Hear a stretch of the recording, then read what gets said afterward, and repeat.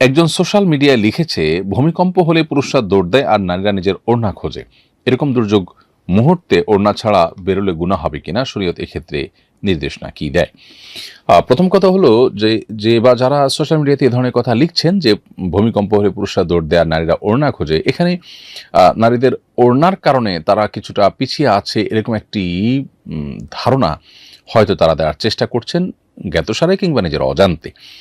আমি বিনয়ের সাথে তাদেরকে প্রশ্ন রাখতে চাই, কোনো পুরুষ যদি ভূমিকম্প যে মুহূর্তে আঁচ করেছেন, টের পেয়েছেন, ওই সময়তে যদি হাফ প্যান্ট পরা থাকেন কিংবা শুধুমাত্র আন্ডারওয়্যার পরা থাকেন, তিনি কি লুঙ্গি বা প্যান্ট কিছু একটা পরে তারপর দৌড় দিতে চাইবেন না?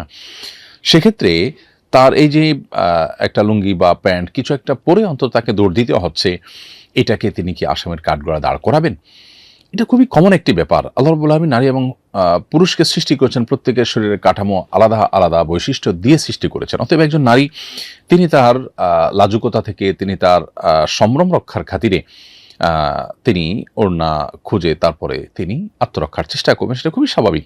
অতএব এইটাকে নিয়ে যারা ট্রল করছেন অথবা নিজের অজান্তে যারা এটাকে নিয়ে হয়তো নেগেটিভ মন্তব্য করছেন, সে মানুষদের কাছে আমাদের বিনীত প্রশ্ন যে তারা এর মাধ্যমে আল্লাহর একটা বিধানের বিরুদ্ধে নিজের অজান্তে হয়তো দাঁড়াচ্ছেন এবং সেই সাথে একটা অযৌক্তিক অবস্থানে তারা দাঁড়াচ্ছেন, কারণ একই কথা তো পুরুষের বেলায়ও প্রযোজ্য হতে পারে।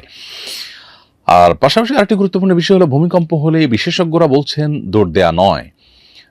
অতএব ভূমিকম্প হলে দৌড় দিয়ে পলানোর চেষ্টা করা, এটা বেশিরভাগ ক্ষেত্রেই বিপদের কারণ হয়ে থাকে। অতএব এই অযৌক্তিক একটি কাজের ক্ষেত্রে আবার ওড়নাকে দোষারোপ করা অথবা নারীকে নিয়ে ট্রল করা, মেয়েদের সীমাবদ্ধতার বিষয়কে নিয়ে হাসাহাসির পাত্রে পরিণত করা, এটা মোটেই উচিত কোনো কাজ নয়। এটা দায়িত্বশীল মানুষের মন্তব্যের মধ্যে পড়ে বলে আমি মনে করি না।